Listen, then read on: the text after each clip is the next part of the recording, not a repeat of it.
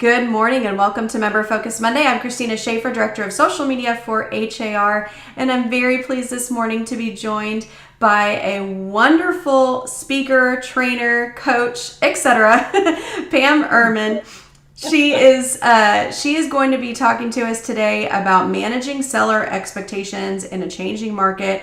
We're deep diving today on these seller expectations, and I'm really excited about it. But also, Pam is a speaker at our upcoming Engage conference, so she's going to tell us a little bit about that and maybe give us a teaser into some of the things that she'll be discussing that day. Welcome to the program, Pam. Thank you very much. I'm glad to be here. I've heard so much about the Houston Association over the years. Y'all have done an extremely good job of training. Thank you. Thank you so much. Well, before we get into everything that we want to discuss with you today, Pam, please tell us a little bit about yourself, who you are, and what you do. Sure. I have actually been in since I was 18 years old. So this has been a full-time career for me my entire life. And about 30 years of that I spent one-on-one in terms of running offices. My last office, I had about 168 agents. So we were doing about 1,500 transactions a year. So I've seen a lot of transactions. But about in 2017, my daughter was graduating. She had lived, the real estate life with me my whole life, or actually her whole life.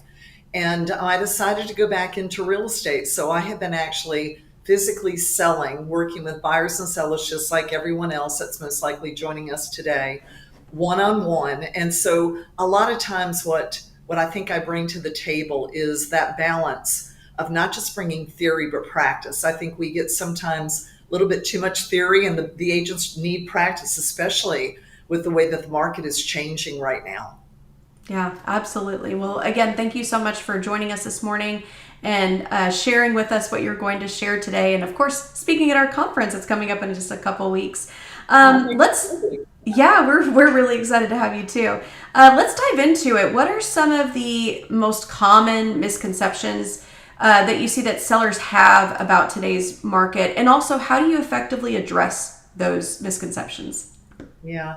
I think that there's some reasonability when it comes to sellers. I think probably the biggest thing is the intensity, their expectation when it comes to the intensity of the seller's market. Usually when I travel around the country, and I teach in a lot of different places around the country, it gives me a chance to really read a lot of different markets. And most markets still are in that balance of the seller still having an edge in the marketplace.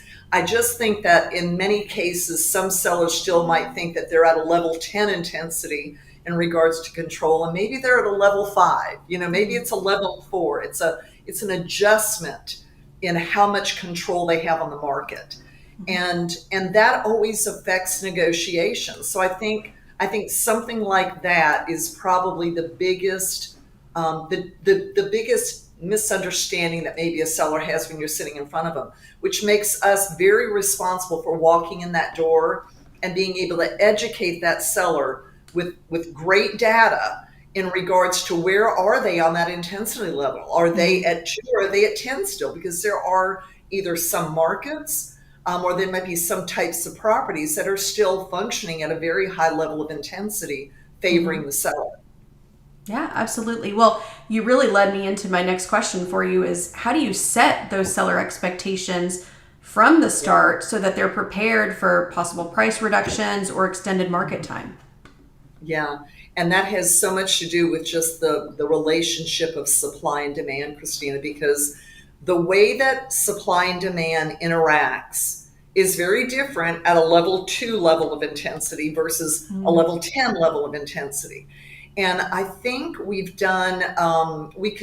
put it that way, we could do a much better job of making sure that a real estate agent understands that economic principle of supply and demand. What is the relationship between supply, which is going to be obviously the number of listings that are on the market that any one particular listing might be competing with at that time, and the demand, that buyer pool of individuals that are going to be interested in that property when it drops to the market.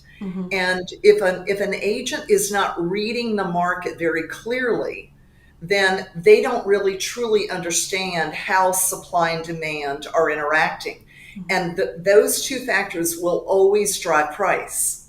right? They'll always drive price. If you've got five buyers interested in one listing, then you're obviously going to have a competition for how, what that price ultimately ends up being for that particular house. If you've got five listings and one buyer, that's a totally different set of scenarios. Mhm. So going into that appointment, the agent must be reading the supply and the demand relationship on that particular property. And every market is hyper local. I mean, you're going to go from state to state. If I go again from state to state, I'm usually going to be assessing that market in regards to how that state is factoring in. And Mhm. then we're going to drill down even further to possibly that comparison of city to city, which can be different. And then you drill down to neighborhood to neighborhood. And even within that, you've got different properties because the sale of a condo that may not have a garage to it might have a totally different relationship of supply and demand than Mhm. a single family home with a two-car garage. So every time you walk into that appointment, it's a very specific hyper local study of how the supply and demand is driving the price on that piece of property. That makes so much sense. I wanted to add a little follow up question here. You're talking about the levels of intensity. I don't know about anyone tuned in, but when I think levels of intensity, I think about some of the storms that we unfortunately experience in our area, especially here in Houston. And of course, we all know about the Hurricane Helene that just took place and has devastated parts of the country. But do you Right. use those terms with a client, a level of intensity or level? I think it would make sense, but in some case maybe offend. So is that an internal dialogue or something you share with them? Yeah, I normally don't talk about that level of intensity with them. It's more Okay. about being so well prepared. And that's a great point. And I'm glad you brought it up, Christina, Mm-hmm. because it really is from the standpoint of us having that mindset that we're walking in, that we've got to know where we are on that Richter scale, right? I mean, we've got Mm-hmm. to know if we're walking in, and they have to be a lot more competitive when it comes to price or terms or condition Mm-hmm. versus a lot less competitive because when we did the study, we've got some real pent up demand for that particular type of home or that particular area. And we know by doing our homework, which is what they pay us for, right? Mm-hmm. They pay us to be prepared when we walk in so that when we give them that information, we know the level of intensity that we're at that point. We know if we can push price. We know if we can get it to a certain price point. And I always call it the market threshold. The market threshold for me is that price where I know I could pretty much put a price on the market and I could have appraisers come behind me and most likely they're going to support that price. I Mm-hmm. could literally drill into the neighborhoods and the marketplace and find the comparables that would align with the price I put on it. Mm-hmm. But if you're in a high level of demand, which is what intensity is really all about, if that demand is high, then I go from market threshold to what I consider in my mind, again, is market premium. Mm-hmm. What can I depend on the market to do that might drive that price over and above what that true market threshold is? And I owe it to the seller not to leave a dollar on the table. It's to know my market well enough to know how far can I push Mm-hmm. and get the support of the market, the support of the appraisal that's going to follow behind it, and how much is demand going to help me to drive things that might be still a multiple offer or Mm-hmm. a guaranteeing difference above the sales price. How much am I going to have to put into staging that property to make sure it is, as many people out there probably know or have been in her classes, Jackie Leavenworth, I always loved her statement, priced right and parade ready, right? Mm-hmm. You know at that point that when you walk in the door, if I really want to nail something that's going to be the highest price I can get, then walking in that door, even in a fast moving market, and adding staging to it may cause me to have five offers instead of two. It depends on all those things that you bring to the table and should have researched it prior to sitting in front of them so that you can communicate to them how hard you feel like you can push to get them top dollar or Mm-hmm. how close to true market threshold we have to be. And my data should show them that. It shouldn't just be my opinion. My data should come behind me and support that. Yeah, makes perfect sense. So pricing is one thing, but negotiations are something else, right? So what's the best way to explain to sellers the importance of flexibility in negotiations? Particularly, and of course, again, you've likely shared all this data with them, but particularly in a slower or a more competitive market, especially sometimes we have maybe there's a cultural reason that they do or do not want to negotiate. So how do you kind of explain that to sellers or have that conversation? Right. Right. I think it starts with, and I guess this has come from being in it for so long, that there are really three levels of Mm-hmm. communication. There really are. And you've got, the higher you go up in that, the more trust you're earning with that individual sitting in front of you. And when the market shifts, they've got to, if you lack trust with your client, Mm-hmm. then you've made the job twice as hard as it needs to be. And so I mentally see myself walking through, first of all, that level of communication. And communication can take place on this, right? I mean, I can take my phone, I can text them, and I can communicate on that level. But that level of communication, which happens a lot, unfortunately, in the real estate business, and I don't mean for efficiency, I mean it tends to be the chosen form of communication, tends to lack the ability of engagement, which is where you start to build that connection of cooperation. And see, if they respect me, I can move it from just communicating to them to just being able to deliver information and have them trust that when I tell them that we need to be more flexible, that when I tell them that we need to be more negotiable, Mm-hmm. that they don't believe it's to my benefit, they believe it's to their benefit, Mm-hmm. right? Yeah. That this isn't about me just getting the house sold. This is about me being able to deliver information that you believe what I'm telling you. You have a respect for who I am.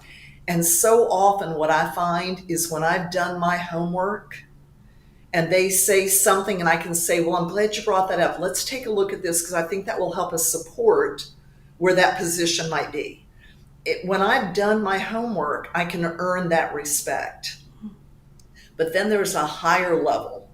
And I know that if I move them from just respect to trust, where they really legitimately believe that it is about them. And that was the one thing I think I learned just from the standpoint of being in management, is that I can make anybody accountable as long as they first know I care. If they truly believe and trust my motivations are for their good, then they also believe that when I want to hold them accountable, which in my case, when I'm dealing with a seller, is making them be realistic about the market, Mm-hmm. then they have to trust me first.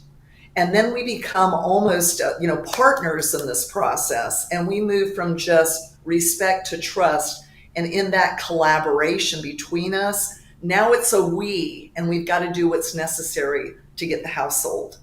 But the one thing I can tell you is that I always make it very clear to them that my job is to not overprice that house by a dollar and not to leave a dollar on the table either. Mm-hmm. And that makes me walk a fine line of doing the job well and bringing all the data to the table so that when I go to work, they have confidence in what I've told them.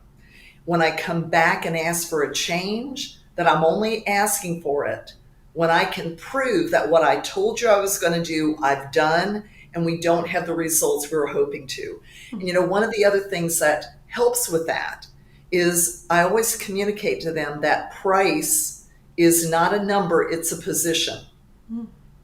And see, supply and demand changes your position. You can start with little to no competition on the market for your listing.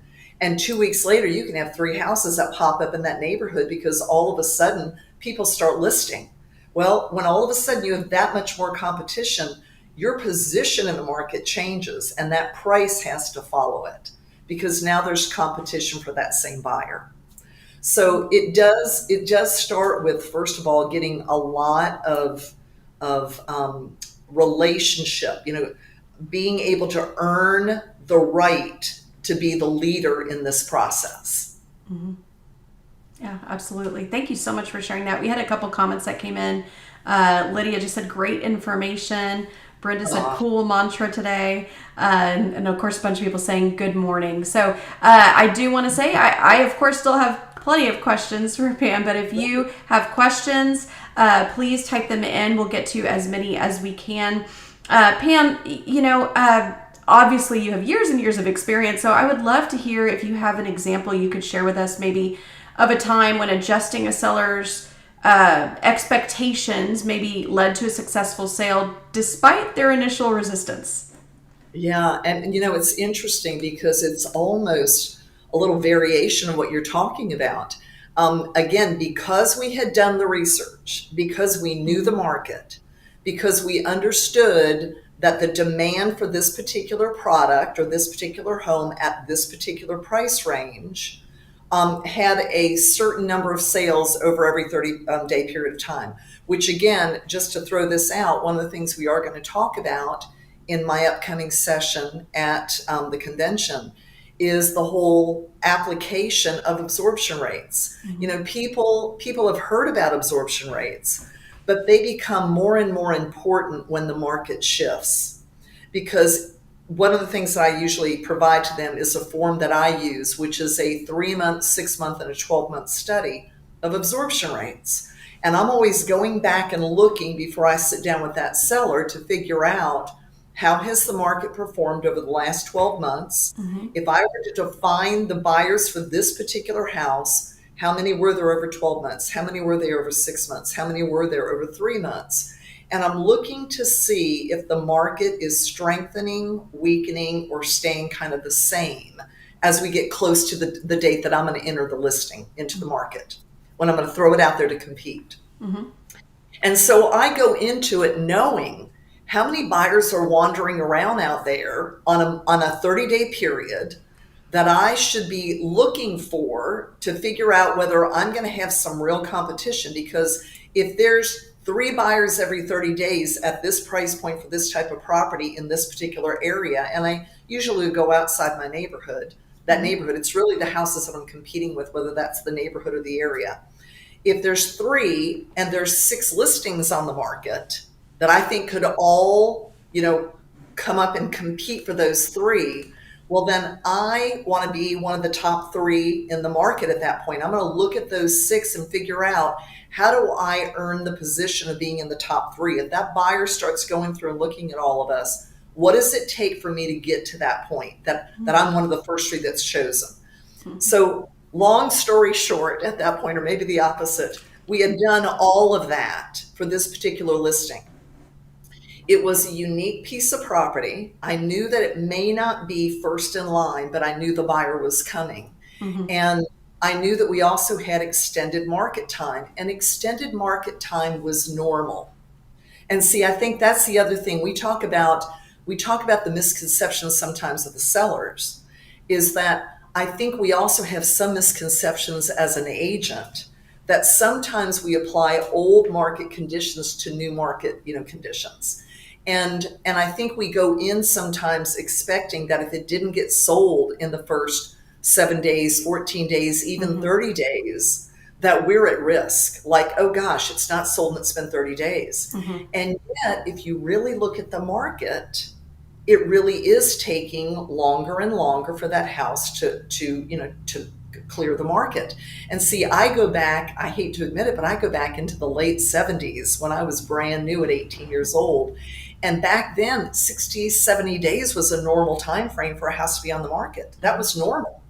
So I actually had the seller getting nervous because we had cleared the 30 days. We had cleared the 60-day period. And we were getting our share of the showings. It was coming through and we were getting our share of the showings. So it wasn't like we were sitting there when a buyer came through, we weren't getting our share. They just weren't choosing it. And it was because of a couple of things. We took the house off the market.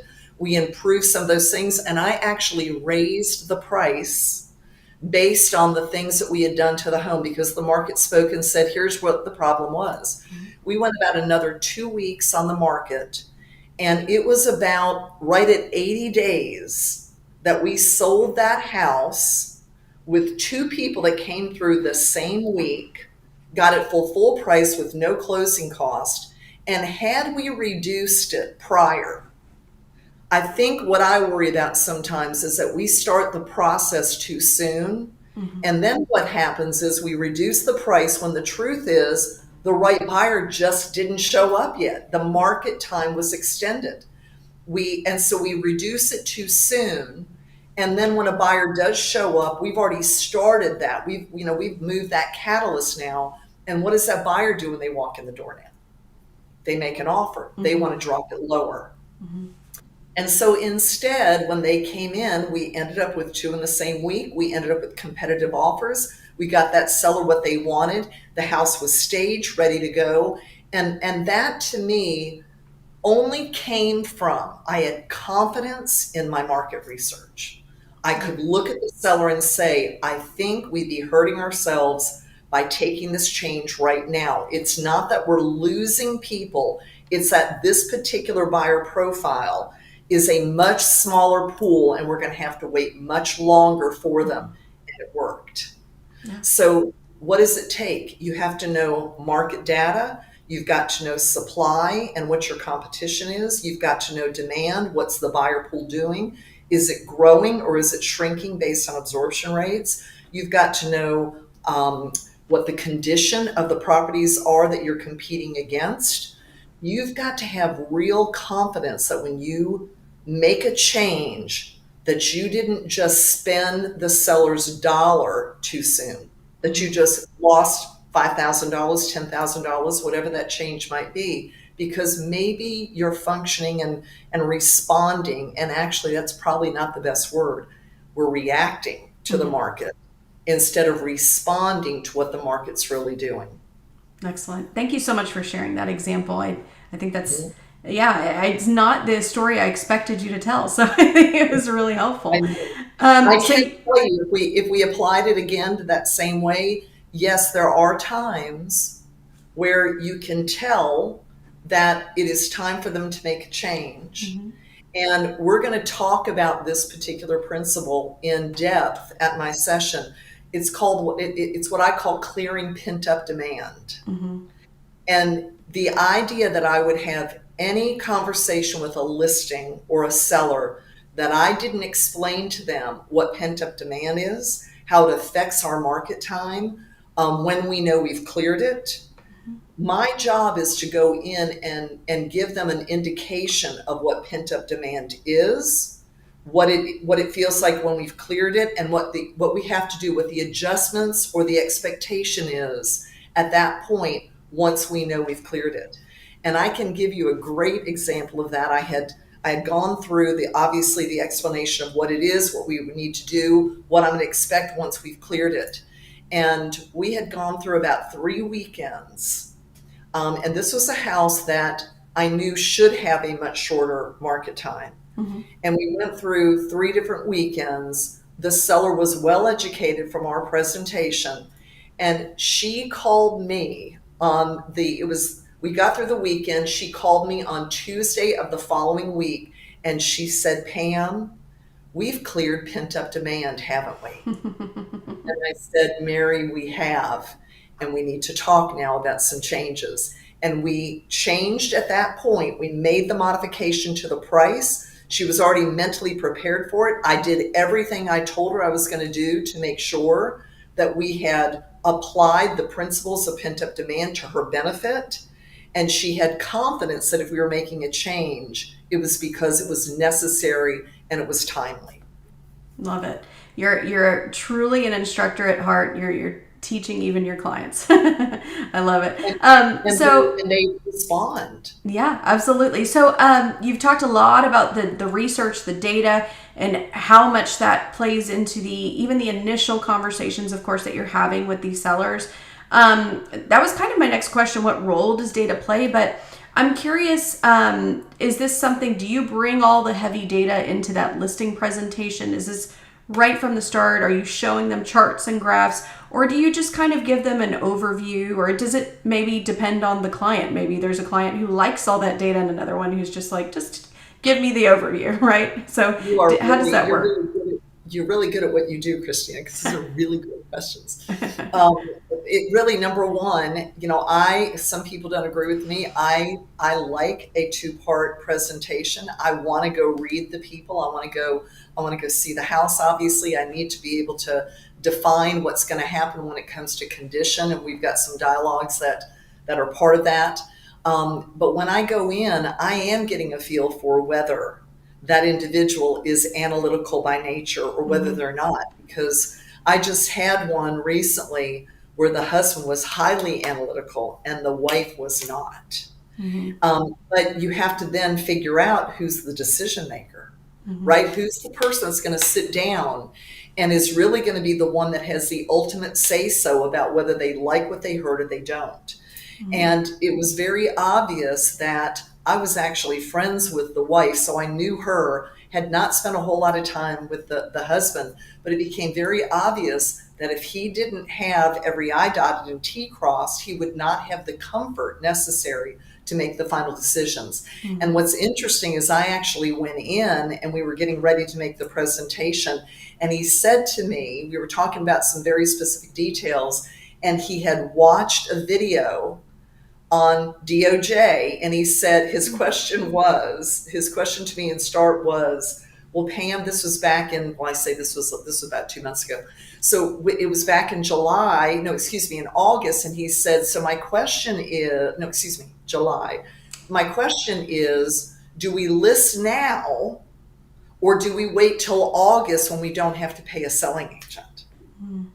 That's all he knew. That was his concept of where we were. Mm-hmm. And so, the idea that I brought the documents when I brought the data for him was unbelievably important, because by the time we got done, we listed the property. He authorized what I felt was necessary in order for us to get him top dollar and increase our buyer pool. And we moved right past that objection that he gave me. But Mm-hmm. it came from having my data. And so normally, regardless of how analytical they might be, I always bring my absorption rate study, because everybody understands that it's not hard to understand. And again, the form that I give them, they'll see it's a very interesting and easy thing to be able to do and explain. I go into more data if I have somebody that I know needs it. And if they don't, I just know where I want to get them. And Mm-hmm. I tend to do a very definite study in terms of my comparables. So I'm looking at my subject property, and then I'm taking each comparable and I'm using that comparable in print. Someone said this to me the other day. They were using one of their MLS programs to do the CNA on a spread, where it was making the adjustments for the different features. And I told them that as much as I know how to use it and can use it, I intentionally bring the pictures of each one of the homes, and I use a yellow highlighter and I highlight the same things on each one of them that I know is a plus or a minus on each of those comps, so Mm-hmm. that they can see me adjusting on the home that they know. It's like they'll look and they go, that's the one down the street. Yes, let's Mm-hmm. take a look at it. Oh, that's the one that's like ours. Well, let's take a look and see if it is like yours. Oh, they only have so many square feet. It gives them a Mm-hmm. much better picture. And that gives me the opportunity to walk even the person through the process that may not be highly analytical. That makes so much sense. Thank you so much. One thing we haven't talked about is improvements, right, prior to sale. How do you handle a situation where maybe a seller's expectation around those property improvements, whether it be staging or repairs or what have you, when they don't align with what's actually necessary to attract buyers in that area? Yeah.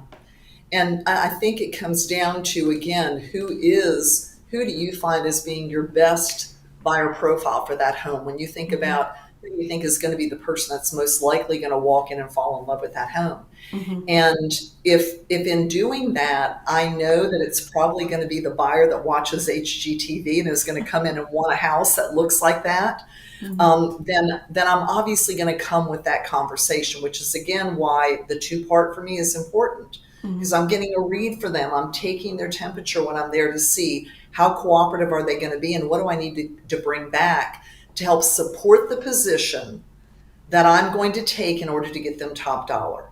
But um, there's also a factor which I called, just that whole idea of tolerance for stress. Mhm. Because some people don't have the tolerance for stress that comes with repairs, right? Mhm. Renovations, improvements, staging. And so that's part of what I'll say to them. I'll have that conversation about really different pricing.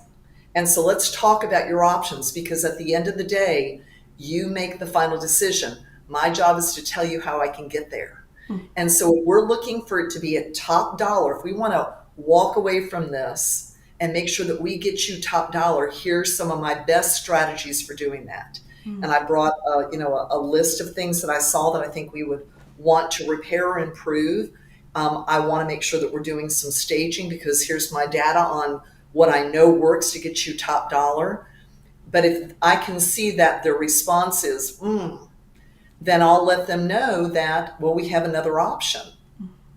We can either do these things and you'll be handing me the tools that I need to really focus on getting you top dollar, or we can eliminate some of these options. We don't have to stage. We don't have to do some of these repairs and improvements. I just have to adjust the price accordingly. Mhm. Which would you rather? Because the one thing, again, I know in negotiations is people don't want decisions, they want choices, right?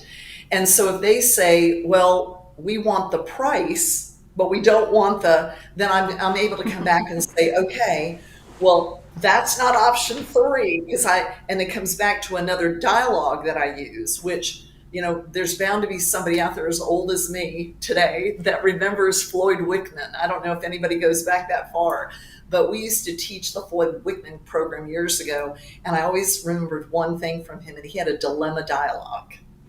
And the dilemma dialogue said, John and Mary, I have a dilemma. I can either tell you what you need to hear and risk losing your business, or tell you what you want to hear and let you down later. Mhm. And see, if somebody has me between those two things, where if you want me to get top dollar, you got to give me the tools. And if you don't want to do these things, I just have to adjust price accordingly. And they want the best of both worlds, then I can come right behind that and say, okay, I'm right in the middle of a dilemma here. Let's talk about this. Mhm. Because I can tell you what you need to hear, which is we've got to make a choice between the two, Mhm. or tell you what we want to hear and put this house on the market and end up building market time, which is ultimately going to hurt you. But the truth is, at the end of the day, as much as it's a dilemma, I know my decision, because from an integrity standpoint, I'm not going to compromise you to get a piece of business, especially knowing I'm Mhm. setting it up for not selling. So let's go back into talking about these options. So we're getting into those dialogues at that point. Excellent, excellent. They don't want to make decisions. They want to be given choices. I like that. I wanted to address. We had some questions and comments that came in that I wanted to touch on.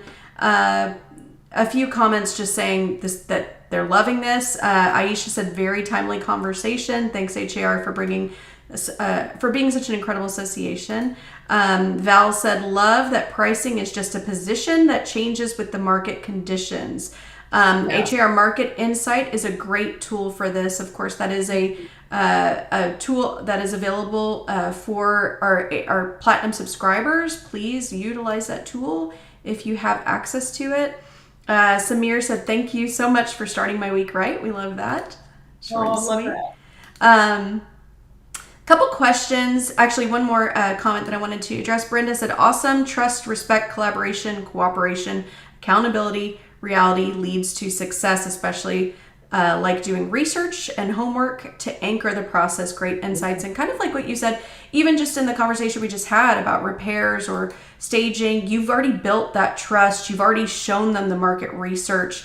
Here's what we need to do, right? And giving them those choices to Yes. make.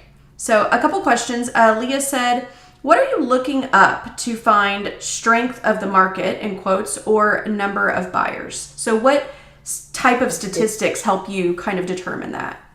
Well, and it's actually much simpler than most people realize. And in fact, Christina, one of the things I want to do, I want to ask you about is when you're talking about the market data that's been made available through your association, I'd really love to see an example of that, because that will help me to figure out what they could pull from to do this. Because I really only use two different data points. One of them is the number of listings taken over a specific period of time. So if I'm going year to date, I would go from January 1 of 2024 to today. And I'm not interested in status, I'm interested in list date. I want to know how many listings came in. And then I'm looking at how many closed sales have occurred. And if it's really an active market, I'm going to check to see where pending is also within that process. But I'm looking at how many sales that have occurred during the same time. And when I take one, which is going to be your buyer pool, closed sales is going to be demand, and I divide it into the number of listings taken during the same period of time, I get absorption. I call them absorption ratios. And I'm going to show an example of that in my session of how simple it is. And the interesting thing is, again, I've literally tracked this for probably, oh gosh, I hate to admit it, but all the way back to almost 2000 in my market. 2003, 4 was when I really started drilling into it. And I've kept track of this almost on a monthly basis because I teach a lot of economic factors. And what's so amazing is when you graph it, it shows what the market did. It shows that we were up here in a seller's market. It shows that it took almost 5 years to go from the high point in a seller's market back in about 2003 for us down to the low point of 2008. And the direction of the market told us how long, for 5 years, it was coming. But the market was still so much in the seller's position that it took it to get a little bit closer to midline before we really realized it was happening. But data told us long before it did. And so we're going to see that. I'm going to show them. It's literally those two data points. Number of listings taken during the same period of time of number of sales, and one divided into the other gives you a ratio. And I've learned over the years what those ratios mean. If I'm over 70%, I usually have pockets in my market that are seeing multiple offers. If I'm at 75 to 80, almost the entire market's in multiple offers. So literally over the years, I've been able to read what the percentages are in our market that will tell me just how strong the buyer's market is, the strong the seller's market is, or when we're getting close to some transition in market conditions or position. Yeah, great. Wonderful. Thank you so much. I just wanted to mention, in addition to Market Insight that somebody mentioned would be a very valuable tool, I wanted to mention that HAR puts out monthly reports. Actually, we even put out weekly activity snapshots. We can post a link to that in the comments, so if anybody wants to take a look at some of the recent reports. But also Matrix MLS has some very powerful statistical reports in it. So be sure to go into Matrix, click on the statistics or the market report area, and do some of this research that Pam is talking about. Run those reports so that you can be well informed. So Pam, I mentioned that you are giving actually 2 presentations at our upcoming Engage conference on October 17th. One is about the topic that we were discussing today. Of course, you're going into further detail at the conference, but can you tell us what the other presentation is about? Yeah, it's called Right Sizing a Downsizing Generation. And the baby boomer market is huge. I mean, it's huge. There's only one demographic that really beats it, but it used to be number one. And they control, I mean, I was looking at some of the data, they control or they will actually inherit $17 trillion over the next 20 years. So when somebody is thinking about where they might put their time when it comes to sources of business over the next 5, 10, 15, 20 years, the demographic for baby boomers has a long runway. You could literally start to master that demographic of working with them and understanding their buying patterns, their buying habits, the idea of the difference between the earlier baby boomer that's truly right sizing. They've been in that 5-bedroom home. The kids just graduated from college, right? And it's like, we don't need 5 bedrooms anymore. And they're not looking at downsizing for cost factors. Like, we want to establish ourselves and stabilize our budgets because we're going into deep retirement, or we're getting older and I want to make sure I can cover my bills. These are individuals that in many cases are still somewhere within the working class. They're still out there with their careers. They haven't fully retired. and they want to size down and buy something that's more in line with, I want that kitchen I always wanted. I want that master suite, or excuse me, that primary suite that really just is like above and beyond because I gave it up to have 5 beds, 5 bedrooms for our kids. Yeah. So, and then you've got truly the true downsizer that in many cases is selling something, and sometimes they've waited too long to sell it. They've been in it for so long, they finally move out. And so you've got a different set of circumstances to master. Some are downsizing into a ranch floor plan. A lot of them are looking at that, and others are going to an age in place facility. And there's just so much content. I mean, you could be dealing with a baby boomer who never in the next 5 years isn't going to do anything. But guess who they have? An older parent who is, right? Or you've got somebody that is not going to sell, but they're at a place in their life that they'd really like to buy a vacation home because the kids are out of college now. And all that extra income that was going into college, they can now put into buying a vacation home that they've always wanted. There's so many layers of opportunity in this particular demographic. So we'll talk about that during the session. Excellent. I look forward to hearing that. And I do want to remind everyone that ticket prices, if you are watching this on Monday, if you're watching the replay later in the week, the price has actually gone up. But if you're trying to take advantage of early bird pricing and you're tuned in live or watching this replay on Monday, you still have time to take advantage of early bird pricing, har.com/engage to lock in that ticket. Well, Pam, again, our members are loving this. They're loving everything you have to say. They keep saying great info in the comments. How can they learn more from you if they're looking to learn more from you specifically? That's sweet. Well, if they look me up on Facebook, it's usually under Real Estate Guidance is my company, Real Estate Guidance Inc. They're welcome to send me something at pam@realestateguidance.com if they want to ask anything in particular. I usually have 3 layers of interaction. I am selling, obviously, but I have a certain controlled environment when it comes to selling because I love coaching, which I'm, an active coach that I have a number of individuals around the country, and I usually tend to focus on taking people from singular growth to team growth just because they're maxing out at that point. And then I also love traveling, which is I'm so looking forward to coming to be with you all. So if they just email me at pam@realestateguidance.com, I have some variations some modifications that are going on my realestateguidance.com website. And then they can find me on Facebook also. So please feel free to reach out. I'd love to hear from you. I'd love to hear any questions that you might have about what we're talking about, what we're going to discuss when I get there. And I'm just thrilled to be coming to Houston. Yeah, we are looking forward to it as well. Well, again, this has been so informative. We went a little over time, but I don't think anybody's complaining when the information's this good, right? Is there anything else that you'd like to share with our audience today? No, just looking forward to being with you all. Thankful that you all missed all of that mess coming up, and and keep them all in our prayers because I know there's a lot of devastation. I'm in Virginia Beach. And North Carolina is obviously the state right next to us. So there's a lot that's gone on there in North Carolina. So just glad that you all didn't have to worry about that this time around. And the one thing I will say is out of everything that you were talking about, Christina, all of those resources for data, we are not in a market. We are not in an industry right now where you can make data secondary. Data matters right now because we've got such fluctuations. I mean, we've got ourselves going from a very strong seller's market to a less intense seller's market. But now we've got rates that are starting to drop. And unless you're checking supply and demand, unless you're watching your supply and demand, right now we could be drilling into pending sales to see, are these rate drops starting to build the pending pools again?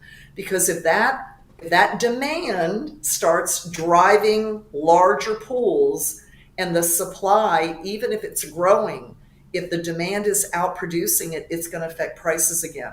So more than ever, it's worth whatever the investment is that you all have on your side to have the best access to data, especially when data's been scrubbed, because I know in a lot of these reports, you'll scrub it in a way that they can just take the data. They don't have to actually calculate it. You've done it Mm-hmm. for them.